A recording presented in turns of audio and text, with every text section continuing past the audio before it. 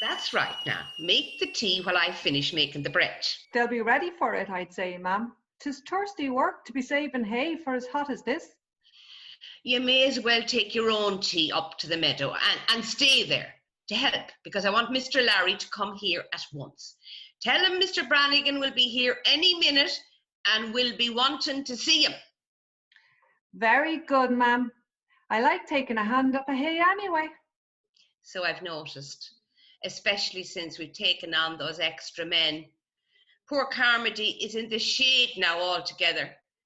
But if you have sense, you'll take no notice of that dark-looking wild fella. What's his name? Shaughnessy. Ah, Shaughnessy.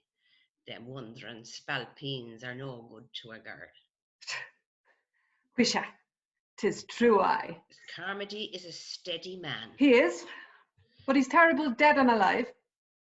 Oh, well, my girl, you'll just have to make up your mind whether you want hijinks or a husband. You can't have both. Why not now, ma'am? Because them smart lads are always too smart to marry. That's why. Well, how are they getting on? They'll be finished cutting the near meadows this evening. And they're making the last winds in the fields near the gap. We've been very lucky with the weather, thanks be to God. 'Tisn't often you get 10 dry days in a row. If only it keeps up until the last meadow is saved, our hand will be out of the dog's mouth. Except for the oats, of course. Off with you now, Nora, and don't forget that message to Mr. Larry. Very well, ma'am. And remember, you're to stay in the field where Carmody is. I think they found something in the moat diggings just now. Bernie and Cavanagh shouted to us over the ditch. Oh, those two are thick as thieves. I wonder if there's anything in it. Our women never stop wondering about people. They spend their lives thinking and talking about people from morning till night. A woman's mind is like a market day with the fun left out, huh? Nothing but gossip and bargaining and cuteness. And heaven knows that a man's mind is like a market day with the business left out. Nothing but drinking and boasting and foolishness. Foolishness, my dear woman, is the salt of life. The wise ones will never know how happy the daft ones are. I suppose Andy Regan is charmed with himself so, when he looks at the cut of his land and his daughter without a halfpenny. Andy Regan never sees his land at all. He's so busy winning the sweep and building mansions and going on voyages round the world that you could burn down the house around him and he'd hardly notice it. He wonders not about people, but about the things he reads in books. Every time I meet him, his mind is opening some fresh knot. Oh my God, but that man is happy. A nice world it would be, I must say, if we were all Andy Regans. That's where the Andy Regans have the laugh of you and your likes. You take on your shoulders all the weight of the world, and they let you at it. If you enjoy working like steam hammers, that suits them fine. They have a world in their own heads, and they can walk in there any time and shut the door. Hello, Nora told you. Yes, but I was coming anyway. I was speaking to Brannigan just now. He saw me on the top of a wind as he was passing the road. He called to me and we spoke over the ditch. He said to tell you that he had to go to Kilvoher to see one of the voters. Brady, I think. He'll call in here on his way back. Oh, very well. I suppose you may as well go back to the field so, and come in later on when you see him coming. Now I'm here, I think I'll have a drink and a sit down a minute. Gosh, I'm tired. Tell me, what compliment is Brannigan under to us that he's running his campaign to get me appointed an egg tester? Well, he's under no compliment indeed, except that he's an old neighbour. We've lots of old neighbours, but they're not scouring the countryside for votes for me. Yeah, he'd do that for anyone who stood a good chance of winning. He's always at it. It's the breath of life to him.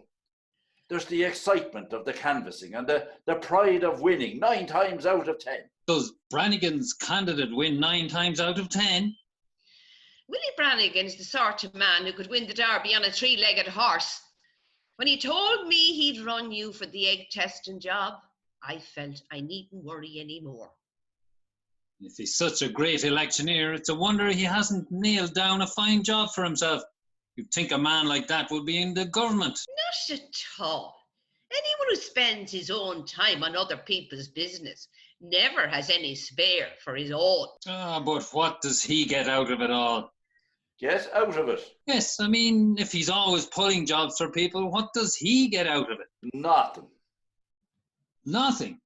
Then what on earth does he do it for? Pull, my boy, pull. It's our greatest national sport. Pulling jobs, pulling the wool over people's eyes, pulling the chestnuts out of the fire, and at the heel of the hunt, pulling the devil by the tail. I've no patience with you. Go on back to the meadow, Larry, and I must get some milk from the dairy. Listen, when Brannigan was speaking to me, he said he had great hopes for the job.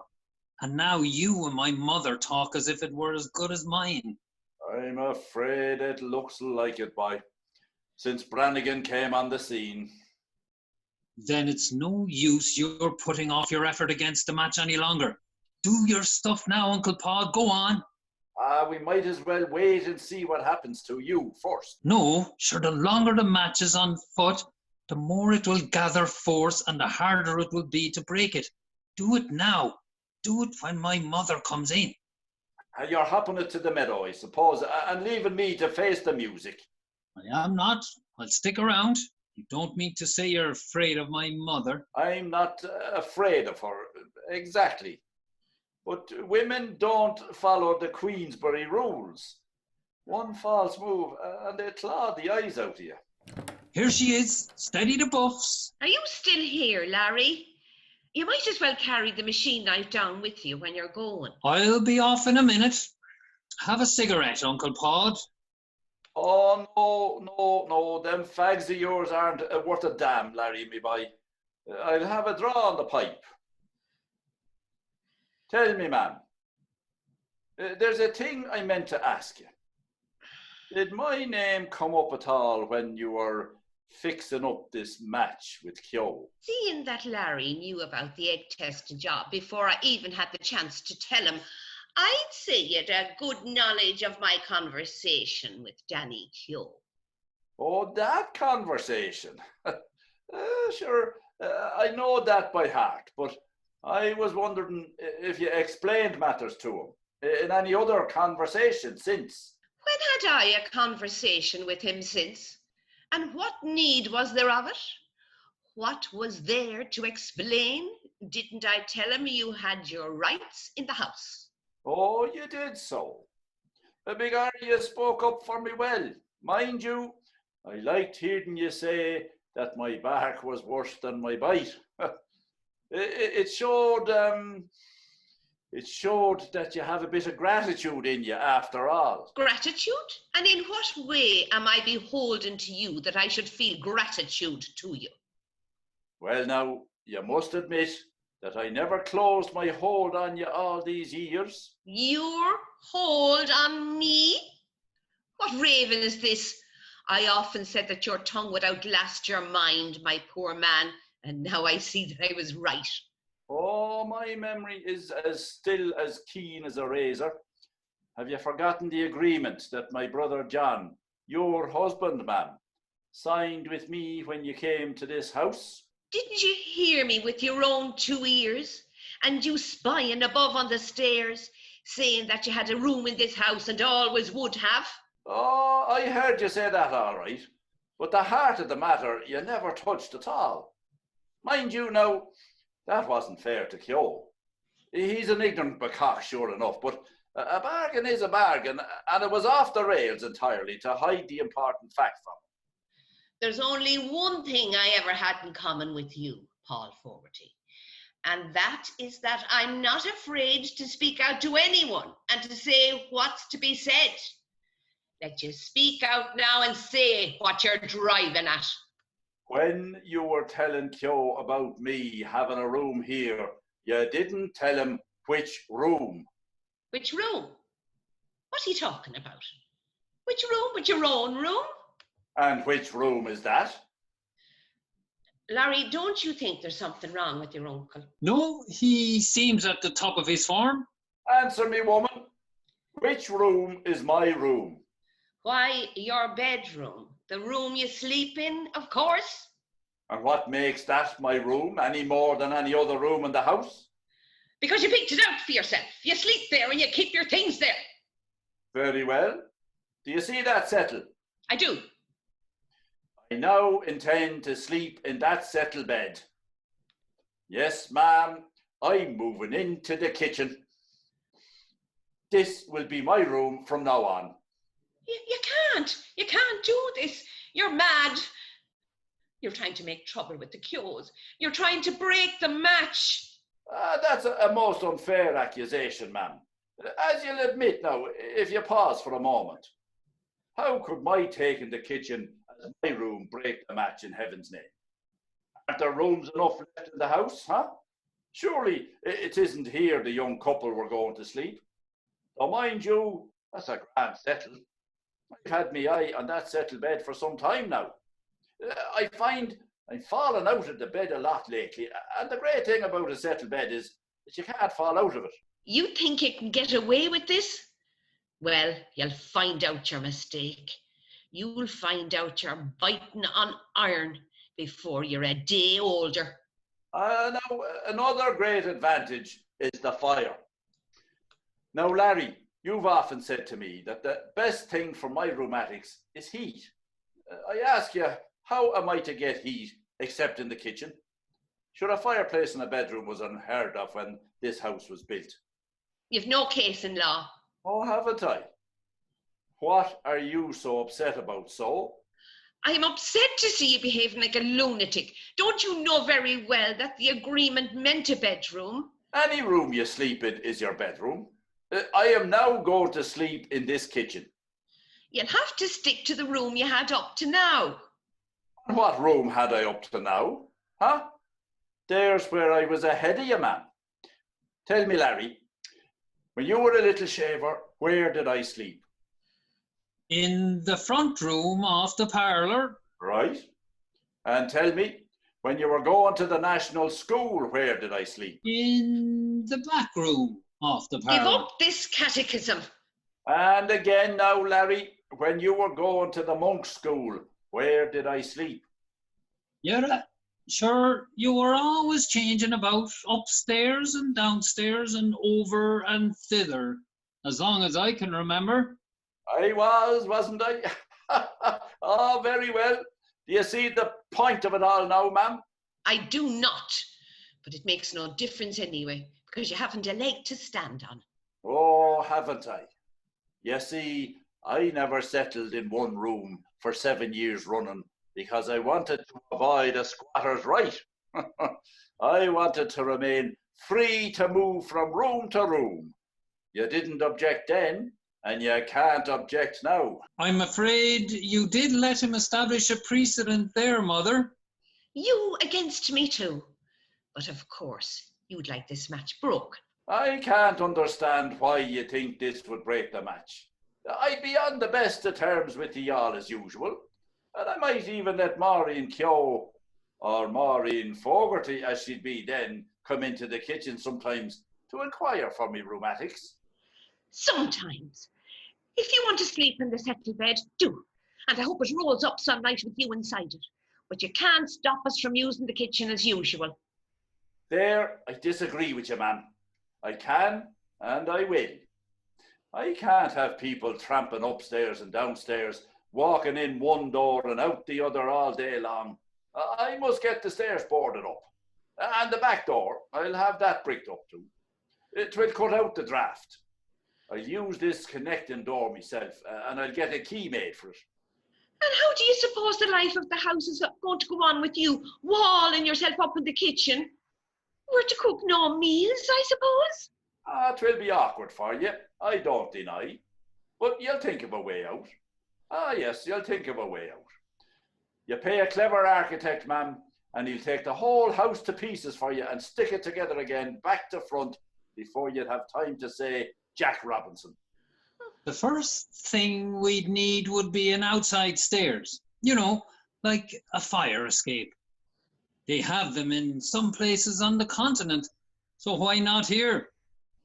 Then we'd have to make the parlour into a kitchen, knock the front and back bedrooms into one, and make them into a parlour. Take a door out of the rooms in the gable end. Yes, and one could run an overhead cable just under the ceiling there, connecting the upstairs rooms with the front door.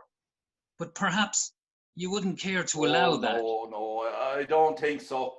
Too much danger of people falling on me head. Well then, you might let us make an underground passage under the kitchen floor, you know, linking up the... No, I couldn't allow that either. I'm listening to you, just listening to you talking through your hats. And now do you know what I'm going to do? Well? I'm going straight to Shay now to get his opinion. You can't. Brannigan is coming, unless, of course, you'd like me to deal with Brannigan. Oh, no, you don't. I know how you deal with Brannigan. You'd see to it that Brannigan wouldn't raise a finger to get the job for you. I'll stay and meet Brannigan, but I'll get Shay's opinion on your uncle's behaviour also. I'll send for Shay. Do you really expect Shay to come in here on a hot day at a moment's notice? Why not? He'll be here in 10 minutes or less. He'd get paid his fee. What more about it? Go on now, Larry, to Shay and bring him here. Sorry, Mother, I must get back to the hay. I'll engage you're in a great hurry to get back to it all of a sudden. So you won't go? Very well. I'll call Nora from the meadow and it won't take her 5 minutes to go to Shay's on her bicycle. I don't believe you have a case, Pod Fogarty. But if you have, you can live in this kitchen as a hermit because no one will ever mend or tend or cook for you ever again. Oh, Larry, when I think how clever I was, tis how I ought to leave my brain to the college in Cork. I thought I was only gaining the kitchen, but thank God, I'm to be quit of women for the rest of my life. You were great, Uncle Pod. You have her on the run. Oh, don't fool yourself, boy. She's not on the run. Oh, she's only going for reinforcements. Well, if I see Shay, I'll come in and back you up. In the meantime, I think we should both keep out of her way. No use being picked off by a sniper before 0 hour. Tell me, did you really move from bedroom to bedroom so as to leave your claim open? Oh, not at all. I moved because I always get sick of a room after a few years. But it sounded very crafty the way I put it. It knocked a shake out of her anyway. But what do you think Shay will say? Oh, God knows. I suppose it all depends on the wording of the agreement. And I forget that now after all these years. 'Tis a bedroom was meant, of course, but law is a queer thing, and there may be a gap in the wording that would give me a chance of choking off the Hughes. Well, you never know. I'm off now. I'll be back later. Hello, you two. Going in? Well, Mr. Fogarty, is the day hot enough for you? Hello, Uncle Pod. Sit down, will you? Let you sit down. Oh, we're too excited to sit down. We've only just come up for a minute. Peter found some old things at the moat diggings, and we want an old box to pack them in so that the car won't joggle them on the way home. Yes, well, when I heard you shouting, I thought you had something. What did you find? Well, as a matter of fact, we found hardly anything. The tumulus must have been rifled some hundreds of years ago. There are 2 cysts, sort of graves I suppose you'd call them, but the urns are broken and the ashes are scattered. We have nothing for our trouble but a few amber beads, some shards of pottery and a stone. Well, now that's a pity, a great pity. And how do you know when the moat was disturbed? That's the exciting thing. They found a bottle in one of the little graves. A glass bottle. And Peter thinks it must have been full of holy water and that it was put there by the person who opened the moat to guard him against evil spirits. Would you like to come down with us and have a look, Mr. Fogarty? You won't move Uncle Pod from the one cool spot that's to be found today. So, you think the kitchen's a cool spot, huh? Well, well. We met Mrs. Fogarty on our way to the meadow just now, and she asked about the box. She said yes, of course, but I thought she looked She did indeed. a little put out, I thought. Put out! She looked as if she were going to give the order for an execution. Human beings are like animals in hot weather. They have to keep lashing their tails all the time. It satisfies themselves and does nobody any harm. The missus really thinks a lot of you, Mr. Kavanagh, and that's no lie. Ah, I'm glad. Well, I'm going to take a stretch on the bed. But, Uncle Pod, aren't you going to your own room? I don't have to go to be in my room, but I'll take a little stretch on Larry's bed. Oh. Why don't you give this young man a drink of milk off the dresser? Good old Uncle Pod. I'm terribly fond of him. For a pretended cynic and woman hater, he's a very understanding man. Would you ever imagine he'd know I wanted to be alone with you?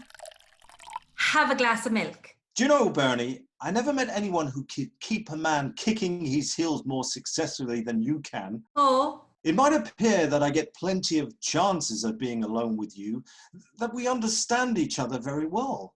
But you keep me at arm's length all the time. A most suitable distance to keep a man. Listen, Bernie, I want to talk to you seriously. Go on. How can I go on? No self-respecting man can tell a girl his feelings while she keeps drinking milk. Were you going to tell me your feelings, Peter? I wouldn't. It's hardly ever fair to put feelings into words. Feelings keep changing all the time. You talk as if a man never knew his own mind. Does he? Yes, surely. I know what I want at any rate. How long have you wanted it? Since I first saw you. How long will you go on wanting it when you go back to Dublin? Must I go on wanting it? And if you must, you won't die of it, Peter. Do you know what my father says? Men have died from time to time and the worms have eaten them, but not for love. Oh, I'm like the girl in the song. I know where I'm going and I know who's going with me and I know who I love. Oh, hello, John. You're having a hard day. Hey, must be saved. We can't all enjoy ourselves. Oh, come now, Fogarty. That cap doesn't fit me at all, and I've had a tough day too, and no luck. Is that so? I'd have said you had luck galore. If you call it luck to find someone else has got there before you and spoilt everything... He had as much right as you, I suppose. And more, if it comes to that. Do you really think so? Why should you come down from Dublin butting in? Butting in? What on earth are you talking about?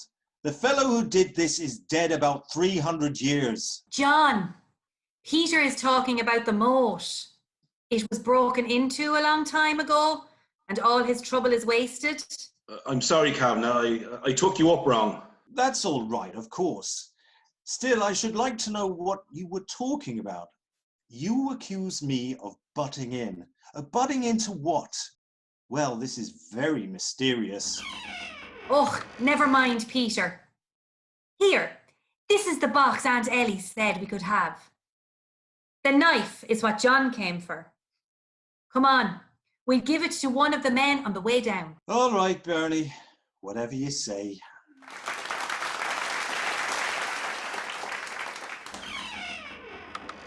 Well, Willie, you're a great man to be putting yourself to all this trouble, and it's so hot and all. Sit down there and I'll get you something. Oh, not a drop, ma'am, not a bite. They made me have tea at Brady's, and I'm as packed as tight as a tick. Are you sure? Well, before you go, maybe. and so you should get a good reception at Brady's. Well, I didn't. I got a good reception for myself, as you might say, but I don't know so much about Brady's vote. Is that the way? It depends, of course. Maybe I might as well wait for the doctor before we talk things out. He saw me from the field and started in after me. Ah, here you are, doctor. I'm afraid you'll have to give up calling me that if you pull off this job for me. Then I'd be the Eggman to my friends and the Dluggard to my enemies. Oh, don't speak of enemies at all. Don't break the word. You can't afford to have enemies unless you're a big noise and can give them hell. Enemies are a luxury, my boy. Always remember that. Well, Willie, you're welcome. I'm delighted to see you in this kitchen. Now yourself, Pod. The missus wanted to take me into the parlour, but I'd rather the kitchen any day of the week. I agree with you. You're a sensible man. In fact, I was hoping to... We get down to business now, Willie, and not be wasting your time. Larry has been round to most of the people already, and he tells me he got on well. But of course, he wouldn't be much of a judge. Sure, except to call on those fellas by way of politeness. It doesn't make a ha'porth of difference. 'Tisn't on him they're voting at all, but for and against each other. He might as well be a timber maggie for all they care. The great thing for him is to make them feel important. Well, now, I was making out a list of the voters and the ones who could pull them. We may as well go through it and see where we are. Now, first, about Brady. I couldn't get a straight answer from him. Manny, why? Because he was always as crooked as a ram's horn. Indeed, he's all that, but the thing is, is that he's under the thumb of Curtin. And so is both two under Curtin's thumb. And the devilish step will either of them move unless Curtin tells them to. That means we'll have to get Curtin. If you're sitting, don't believe me. Them TDs are terrible hard to pull. There is small blame to them. Should after all the big game up in Dublin, Jobbery and Ballyduff must be like shooting cats. But isn't Curtin our own party TD anyway? Why wouldn't he vote for me? Didn't we all go and vote for him in the last general election? You don't think he'll remember that, surely. When them fellas are out for an election, they'd eat you out of your hand. But when they're in, they take the bit out of your mouth. True for you, Willie. Well, I don't know in the world how we're going to get him. And I'm afraid there's nothing you can do, seeing that you're in the opposite party to Curtin. Well, that doesn't make any difference when it comes to a job. In fact, it might be the only way I could get him. How do you mean? He might be willing to swap with me. If he pulled for Larry this time, I could promise to get my party to back his candidate the next time there's a job on. But he'd have to take your word for that. He needn't take my word for it. He knows he could make it hot for me the next time I'm up for the county council. Do your best with Curtin, Willie. You might get him the way you just said. I'm having him pulled in Dublin too, of course. What about the Canon? Oh, he's all right. Father Pat got in touch with him, and I had a letter from Mother Mary Joseph to say I needn't worry. Well, very well so, and that's one for us. Charlie wrote daring to fuse because his little girl is finishing as a teacher and they're hoping Mother Mary Joseph may take her on. But isn't Charlie Roach's daughter a BA? She is. Sure, if she's a BA, she'll never get a job at all. The poor creature. But what harm, so long as Charlie Roach thinks she will, we've her hold over him. So far as I can see, getting a job is all a question of having a holdover.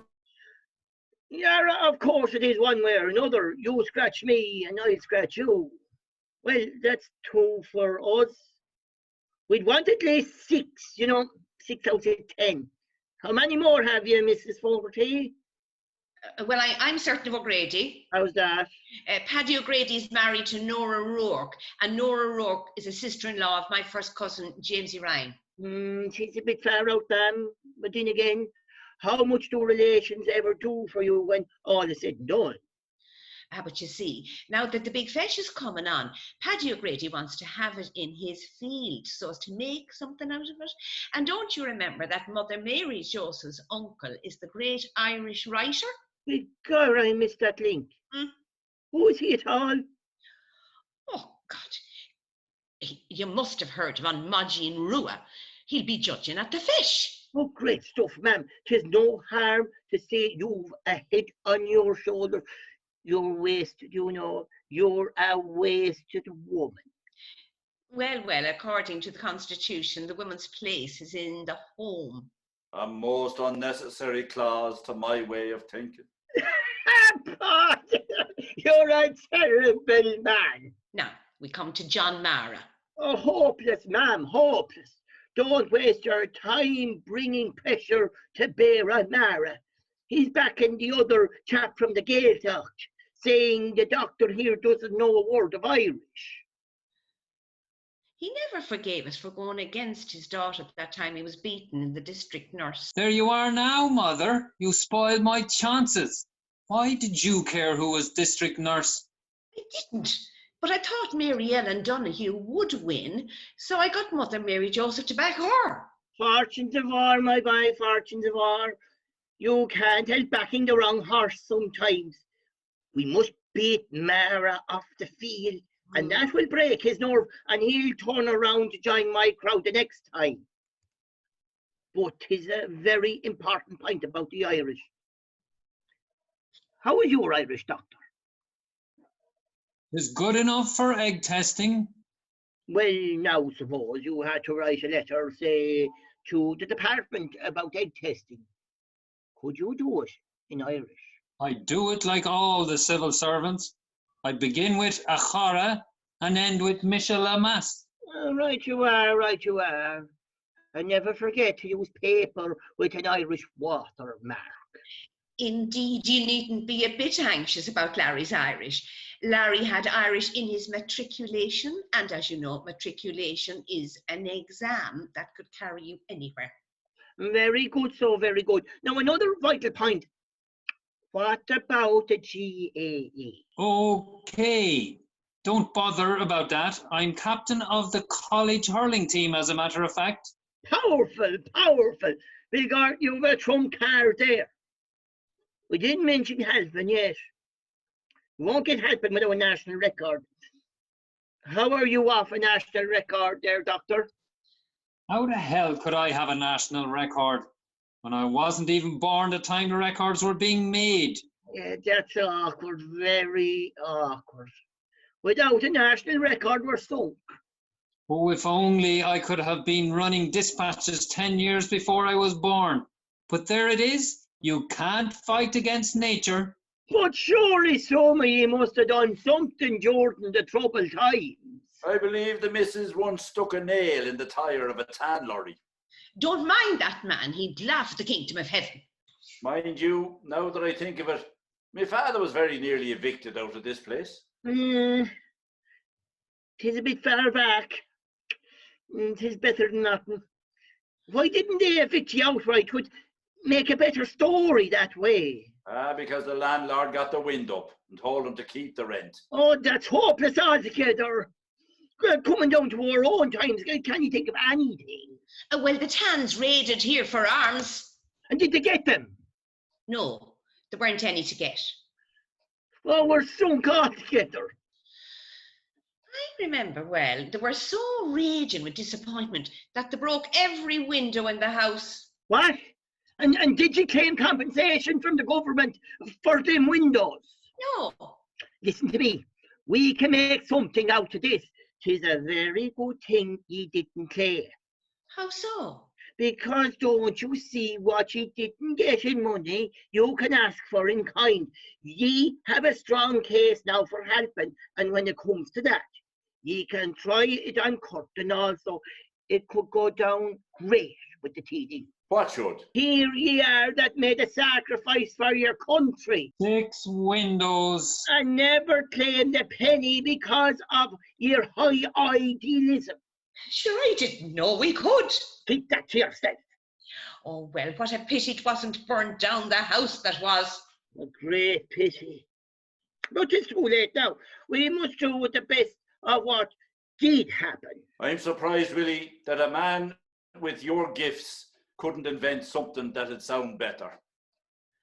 Of course I could, but they're getting terrible cautious lately about believing anything. You have to watch your steps, so. Watch your step.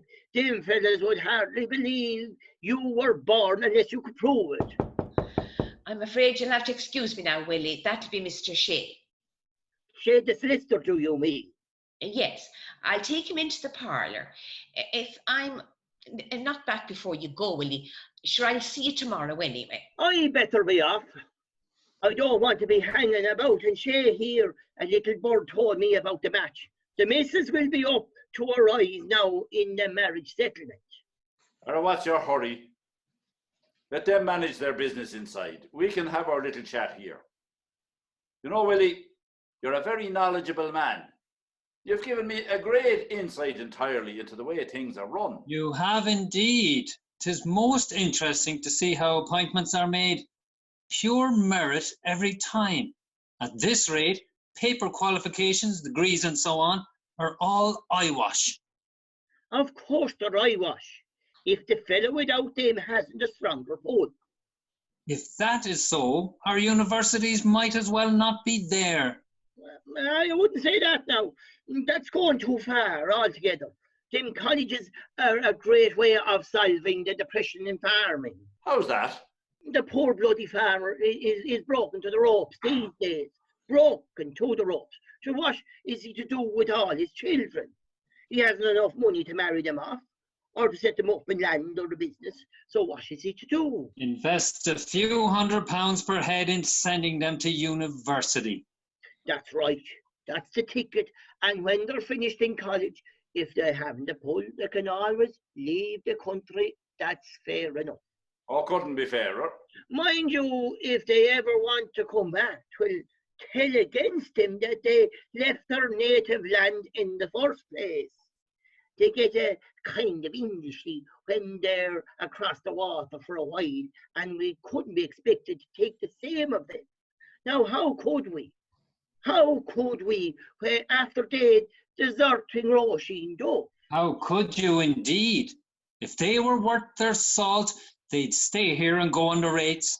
And another thing too is they do forget they're Irish when they're out of the country, and that leaves them at a great disadvantage, you see. So they never come back. 'Tis pretty good, you know, the way we weep over the flight of the wild geese. God help us. 'Tis true for you.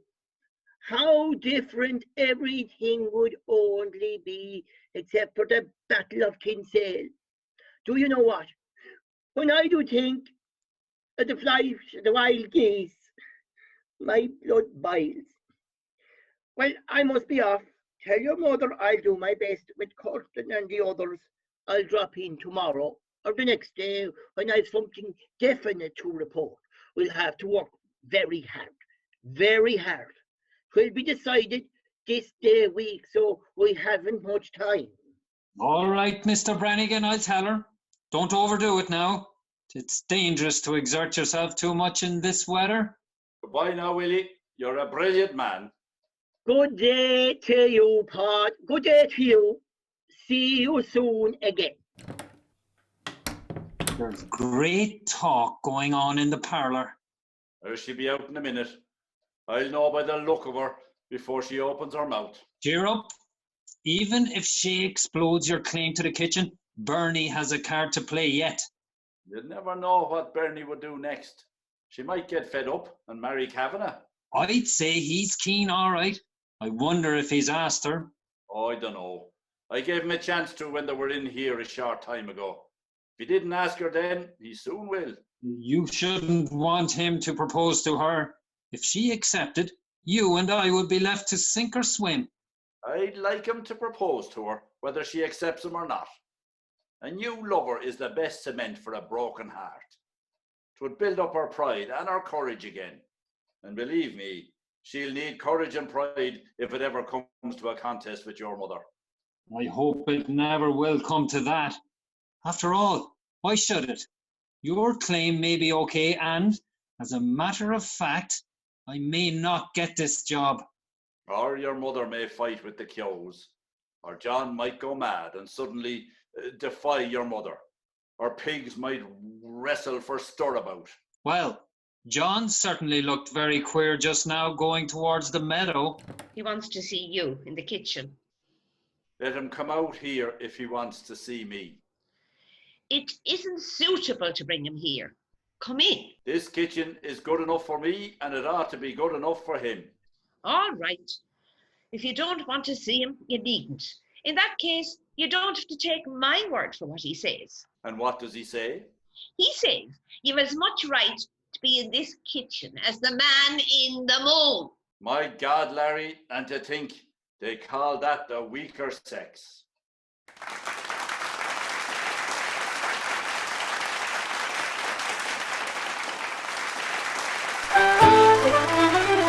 Thank you.